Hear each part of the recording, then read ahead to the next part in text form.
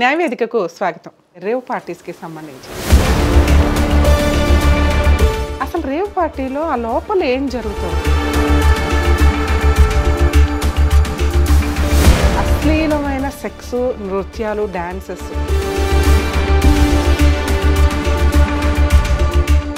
జైలుకు పంపిస్తారా? ఇళ్ళకి పంపించేస్తారా? హేమ గారు అక్కడ క్లియర్గా రెడ్ హ్యాండెడ్గా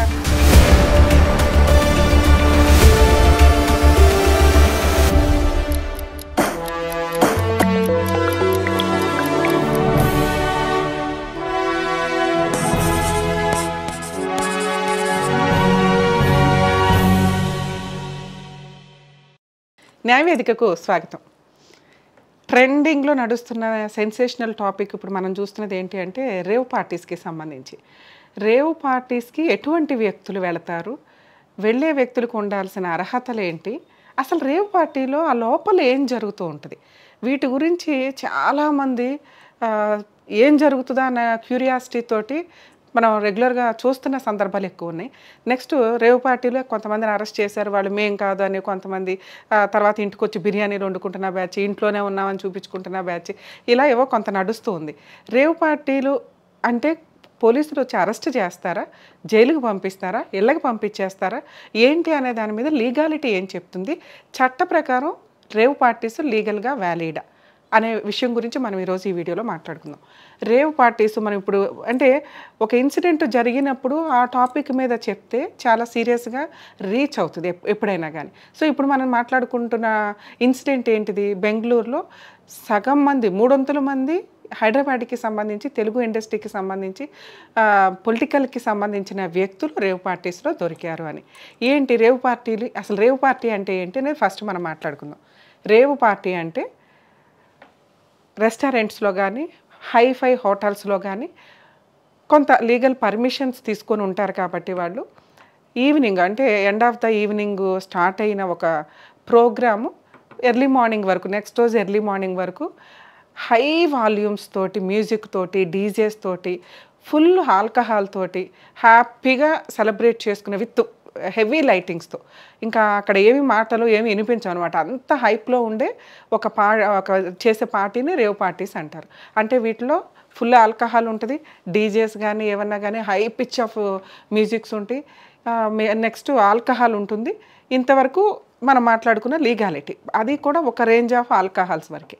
కానీ ఈ ముసుగులో ఫంక్షన్సో, బర్త్డే పార్టీసో, ఇంకొకటో అని పర్సనల్ ఫామ్ హౌసెస్లో కానీ, లేదా ఇప్పుడు పర్మిషన్ తీసుకున్న ఇటువంటి రెస్టారెంట్స్, హోటల్స్ వీటిల్లో కానీ రేవ్ పార్టీ చేస్తున్నప్పుడు డ్రగ్స్, హ్యూమన్ ట్రాఫికింగ్, అశ్లీలమైన సెక్స్, నృత్యాలు, డాన్సెస్ ఇవన్నీ ఎక్సీడ్ అయిపోయి ఉంటూ ఉంటాయి. సో ఇది ఒక రేంజ్లో జరుగుతుంది అని ఒక ఇంటిమేషన్ వాళ్ళకి తెలిస్తే కనుక పోలీసులు వచ్చి ఆ ప్లేసెస్ని ఎంక్వైరీ చేయడం కానీ, అంత రీసెర్చ్ చేయడం, చూడడం జరుగుతుంది.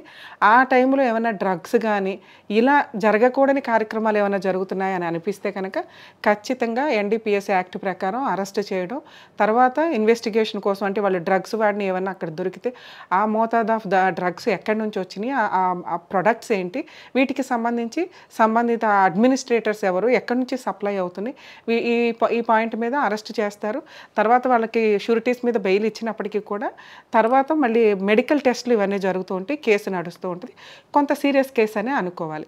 బెంగళూరు కేసు విషయాన్ని మనం ఇప్పుడు మాట్లాడుకుంటే పొలిటికల్ పార్టీస్కి సంబంధించిన వ్యక్తులు అంటే ఎమ్మెల్యేలు, ఎమ్మెల్సీలు వాళ్ళ వెహికల్స్ అక్కడ రెడ్ హ్యాండెడ్గా అక్కడ దొరికినాయి. వీళ్ళు మేబీ తర్వాత మాది కాదు అని చెప్పడానికి అవకాశం ఉన్నప్పటికీ కూడా అవన్నీ కూడా వీడియోస్లో క్లియర్గా వచ్చేసినాయి. నెక్స్ట్ ఇక్కడ ఎప్పుడు కూడా ఇలా పర్సనల్ పార్టీస్ జరుగుతున్నప్పుడు ఈ కేసు మనం అబ్జర్వ్ చేస్తే టికెట్ వాళ్ళు అలౌ చేసే టికెట్సే 50 lakhs, మోర్ దాన్ 50 lakhs దాకా ఉందట ఆ నైట్కి. అంటే ఈ రేవ్ పార్టీస్ 24 hours నుంచి 2-3 days వరకు కూడా జరగడానికి ఎక్కువ అవకాశం ఉంటుంది. వీళ్ళు మిడ్ నైట్ ఆ volumes of music, laser lights ఇవన్నీ కూడా మిడ్ నైట్ 2 o'clock అవి చాలా ఎక్సీడ్ అయి వినిపించడం వల్ల బయటికి రావడం, అది పబ్లిక్ న్యూసెన్స్ కింద పోలీసులకు ఇంటిమేట్ చేస్తే ఇక్కడ ఏదో రేవ్ పార్టీ జరుగుతుందని వాళ్ళు వచ్చి మొత్తం ఇన్వెస్టిగేషన్ చేస్తే జరిగిన ఇన్సిడెంట్లో వీళ్ళంతా బయటపడిన వ్యక్తులు. సో ఇట్లాంటి పార్టీస్ ఎలా జరుగుతూ ఉంటాయంటే అంత రేంజ్ ఆఫ్ ఇన్వెస్ట్మెంట్తో ఓన్లీ ఆ గ్రూప్ ఆఫ్ పీపుల్స్ కొంతమంది ఉంటారు. అంటే బయట వ్యక్తులను అలౌ చేయరు ఇట్లాంటి రేవ్ పార్టీస్‌కి.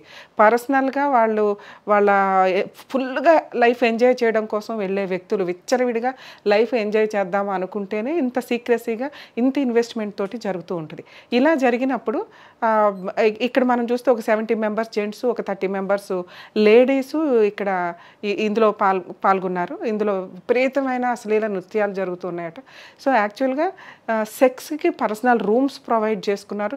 ఇక్కడ సీసీ కెమెరాలు కట్ చేయడం జరిగింది. అంటే ఈళ్ళే కాదు మాక్సిమం ఇలా లీగాలిటీకి అగైనెస్ట్‌గా ప్రోగ్రామ్స్ ఏం జరుగుతున్నా కూడా ఆ సీసీ ఫుటేజెస్ అవన్నీ కెమెరాలు అవన్నీ ఆఫ్ చేస్తారు స్విచెస్. సో, ఇవి చేస్తూ వీళ్ళు ఈ రకంగా జరుగుతున్న వ్యక్తుల్లో పొలిటికల్, బిజినెస్ మ్యాన్స్, నెక్స్ట్ సినీ ఫీల్డ్‌కి సంబంధించిన మాక్సిమం వ్యక్తులు ఇక్కడ రేవ్ పార్టీలో రెడ్ హ్యాండెడ్‌గా దొరికినట్లు క్లియర్‌గా తెలుస్తుంది. ఈ కేసులో వీళ్ళకి ఆ ప్లేస్‌లో డ్రగ్సు, నెక్స్ట్ ఎంఏ అనే హైడ్రో గంజా అనమాట. అదొక టైప్ ఆఫ్ గంజాయి. అవొక 17 పిల్స్. నెక్స్ట్ వీళ్ళంతా కూడా అసభ్యకరమైన డ్రగ్సుల్లో రెడ్ హ్యాండెడ్‌గా దొరికినట్లే లెక్క. సో, ఇక్కడ డ్రగ్స్ దొరికినాయి. నెక్స్ట్ పబ్లిక్ న్యూసెన్స్‌తో పాటు ఈ ఎన్‌డీపీఎస్ యాక్ట్ చాలా సీరియస్‌గానే ఉన్నట్లు వీటిల్లో వీళ్ళకి తర్వాత షూరిటీస్ మీద పంపించేశారు. అంటే మనకి 2006లో ఢిల్లీ హైకోర్టు ఇటువంటి విషయంలోనే ఒక కేసులో జడ్జిమెంట్ ఇస్తున్నప్పుడు ఏం చెప్పిందంటే, వీటికి లీగాలిటీ ఉందా లేదా అనే పాయింట్ మేజర్ ఇష్యూ కాదు. ఎందుకంటే సింపుల్‌గా పర్మిషన్స్ తోటి లీగల్ పర్మిషన్స్ తోటి జరిగేంత వరకు అది valid. High pitch of volumes, high pitch of laser lights, drugs, women trafficking, human trafficking, అశ్లీలమైన విపరీతమైన అశ్లీలానికి సంబంధించిన ఇన్సిడెంట్స్ ఏమైనా జరిగితే కనుక జరుగుతున్నాయని తెలిస్తే ఇమ్మీడియట్‌గా కేసులు ఐపీసీ సెక్షన్స్ అన్నీ కూడా ఇంప్లిమెంట్ చేయడానికి ఆయా సంబంధిత క్రైమ్‌కి సంబంధించిన సెక్షన్స్ ఇంప్లిమెంట్ చేయడానికి అవకాశం ఎక్కువగా ఉంది. ఇక ఈ ఈ ఈ విషయంలో అరే ఒకసారి తప్పు జరిగినప్పుడు తప్పు దానికి సంబంధించి లీగల్‌గా ఎంత బయటపడాలి ఏంటనేది చూసుకోవాలి. హేమ గారు అక్కడ క్లియర్‌గా రెడ్ హ్యాండెడ్‌గా వీడియోస్‌లో ఉంటే అదే వీడియోస్, అదే డ్రౌజీనెస్‌తో, అదే డ్రెస్‌తో పక్కకొచ్చేసి వెంటనే ఒక వీడియో తీసి నేను అసలు అక్కడ లేనండి అంటే అవి ఇంకా క్యారెక్టర్‌ని పడేస్తాయి. ఎందుకంటే నిజం ఎప్పుడు నిజమే. అక్కడ అంత ఎవిడెన్స్‌లుగా దొరికి పోలీసులు ఐడీలు తీసుకొని అవన్నీ తీసుకున్నాకే పంపిస్తారు. కాకపోతే అంత చూడరనుకుంటారా? అన్‌కాన్షియస్‌లో ఆ వీడియో చేసుకున్నారో నాకు అర్థం కూడా కాల. అంత క్లియర్‌గా ఆర్డినరీ పర్సన్స్‌కి కూడా తెలిసేలాగా ఉంది. ఎందుకంటే తప్పుని ఎప్పుడు క్రైమ్‌ని ఎప్పుడు మాఫీ చేద్దామంటే కుదరదండి. అవి ఎట్లాగో దొరుకుతూనే ఉంటాయి. నెక్స్ట్ రోజు వచ్చి ఇంకా అసలు కామన్ పీపుల్స్‌కి తెలిసే అంత ఈజీగా మేము అసలు అక్కడ లేము, మేము క్యాజువల్ అన్నట్టు చూపించడానికి నెక్స్ట్ రోజు ఏదో బిర్యానీ వండుతూ కూడా ఒక వీడియో చేసుకుంటూ వచ్చారు. మేబీ ఎంత మ్యానిపులేట్ చేద్దాం అనుకున్నా క్రైమ్ జరిగినప్పుడు ఇట్లాంటివి కొంచెం ఆలోచించుకోవాలి. ఎందుకంటే ఈ ట్రెండ్ మనది కాదు, వెస్ట్రన్ కల్చర్. ఇంగ్లాండ్‌లో 1950s నుంచి ఇంగ్లాండ్ వాళ్ళు మన దగ్గరికి వచ్చిన తర్వాత ఎంటర్ చేసిన ఒక కల్చర్‌ని ఈ రోజున మనం అడాప్ట్ చేసుకొని ఇది మెట్రోపాలిటన్ సిటీస్‌లో చాలా ఎక్కువగా నడుస్తున్న ట్రెండ్ అనమాట. ఈ ఇన్సిడెంట్ చూసిన తర్వాత ఇందులో పొలిటికల్ పార్టీస్ అందరూ చాలామంది ఇన్వాల్వ్ అయ్యారు. మేజర్ బిజినెస్ పర్సన్స్, ఇంకా కొంతమంది అయితే బర్త్డే పార్టీ అని వెళ్ళామండి అని వెళ్ళినాక చూసినాక వచ్చి పడేయాలి. అదేం పార్టీ జరుగుతుంది అక్కడ ఏంటి వ్యవహారం అని. ఆ పర్టిక్యులర్ ప్లానింగ్ తోటే వెళ్ళిన వ్యక్తులు వీళ్ళంతా కూడా అక్కడికి వెళ్ళినాక వాళ్ళ పర్సనల్ ఫోన్స్ స్విచ్ ఆఫ్ ఉంటాయి. ఎందుకంటే ఒకరితో ఒకరు వీడియో తీసి బ్లాక్మెయిల్ చేసుకోకుండా ఉండడానికి చాలా సేఫ్గా అన్ని ప్రాపర్గానే తీసుకొని ఆర్గనైజర్స్ ఈ ప్రోగ్రామ్స్ కండక్ట్ చేస్తూ ఉంటారు. కానీ ఇలాంటప్పుడు ఒక పబ్లిక్లోకి విషయం వచ్చినప్పుడు ఖచ్చితంగా రెడ్ హ్యాండెడ్గా దొరికిపోవడం జరుగుతూ ఉంటుంది. సో ఒకవేళ మీరు బర్త్డే పార్టీస్ అని వెళ్ళినప్పుడు ఇలాంటి ఇన్సిడెంట్లు జరుగుతూ ఉంటే ఖచ్చితంగా అక్కడ నుంచి బయటికి రావడం బెటరు. ఎందుకంటే ఇలాంటి ప్లేసుల్లో ఒకసారి అరెస్ట్ అయినాక ఆ డ్రగ్స్కి సంబంధించిన ఇన్సిడెంట్ కేసులు కొంత సీరియస్ అండి మన ఇండియాలో. వాటికి సంబంధించి ఎప్పుడైనా అరెస్ట్ అయినప్పుడు ఎప్పుడు కూడా మీ మీద ఒక కన్ను ఉంటుంది. ఎందుకంటే వీళ్ళంతా ఒక లింకప్కి సంబంధించిన వ్యక్తులు, ఎవరి దగ్గర నుంచి సప్లైస్ జరుగుతున్నాయి ఏంటి అని. అలాగే ఇక్కడికి వచ్చేసరికి ఈ కేసులో అరెస్ట్ అయిన వ్యక్తులకి బెయిల్ వస్తుందా రాదా అంటే టెంపరీగా అప్పటికి బెయిల్ ఇచ్చేస్తారండి. నెక్స్ట్ తర్వాత ఆ కేసు యొక్క డ్రగ్స్ యొక్క మోతాదును బట్టి వీళ్ళకి పనిష్మెంట్స్ అంటూ ఉంటూ ఉంటాయి. సో టీనేజర్స్ ఎక్కువగా ఇట్లాంటి వెస్ట్రన్ పార్టీస్కి అలవాటు అవుతున్నారు. పేరెంట్స్ బిజీగా సంపాదించి వాళ్ళకి ఇచ్చేస్తున్నారే తప్ప వీళ్ళు ఆ పార్టీస్కి వెళ్ళి ఏం చేస్తున్నారు ఏంటి అనేది ఎక్కడ ఉండదు. ఇప్పుడు మెట్రోపాలిటన్ సిటీస్ అన్నీ కూడా ఢిల్లీ, బెంగళూరు, హైదరాబాద్ ఇవి మనం చూసుకుంటే కనుక పోలీస్ డిపార్ట్మెంట్ అంతా ఈ రేవ్ పార్టీస్ మీద చాలా సీరియస్గా ఒక కన్నేసే ఉంచుతున్నారు. ప్రతి చోట కూడా ఎంక్వైరీలు ఇన్వెస్టిగేషన్స్ జరుగుతాయి, రైడ్స్ కూడా జరుగుతాయి. ఈ రైడ్స్ జరిగినప్పుడు దొరికారు అంటే కనుక లైఫ్ స్పాయిల్ అవుతుంది. మేబీ సెలబ్రిటీ పిల్లలు, బాగా వెల్ సెటిల్డ్ ఫ్యామిలీస్ పిల్లలు కూడా ఈ రేవ్ పార్టీల కల్చర్ తోటి ఫామ్ హౌస్లు బుక్ చేసుకొని వికృతంగా బిహేవ్ చేస్తున్న సందర్భాలు ఉన్నాయి. వీటిలో తెలిసి తెలియక ఆ గ్రూప్ ఆఫ్ ఫ్రెండ్స్ ఎవరన్నా వెళ్ళిన సెక్సువల్ హెరాస్మెంట్స్ చాలా ఎక్కువగా జరుగుతాయి. టీనేజర్స్ ఇట్లాంటి వాటికి పూర్తిగా దూరంగా ఉండడం బెటరు. అలాగే సెలబ్రిటీ తనం ఉన్న వ్యక్తులు ఇంకా రెస్పాన్సిబుల్ పర్సన్స్ కింద లెక్క. వాళ్ళు సొసైటీకి ఏం మెసేజ్ ఇస్తారు? మీ పర్సనల్ లైఫ్ మీరు ఎంజాయ్ చేయడం వరకు, కానీ ఇది ఒక ఇన్కమ్ రేస్ చేసుకునే ఇష్యూస్ కింద, పార్టీస్ కింద మీరు కనుక బిహేవ్ చేస్తే ఇలా దొరికినప్పుడు పబ్లిక్లోకి చాలా నెగిటివ్గా వెళ్తూ ఉంటుంది. సో ఈ లీగల్ ప్రొసీడింగ్స్లో ఒకవేళ డ్రగ్స్ కానీ, పర్మిషన్ లేని ఏ వస్తువులైనా, శృతి మించి ఎటువంటి సెక్సువల్ ఇన్సిడెంట్లు కానీ అక్కడ ఉంటే కనుక ఖచ్చితంగా రైడ్ జరిగినప్పుడు కేసులు రిజిస్టర్ అవుతాయి, అరెస్ట్ అవుతారు, కోర్టులో కేసు నడుస్తూ ఉంటుంది.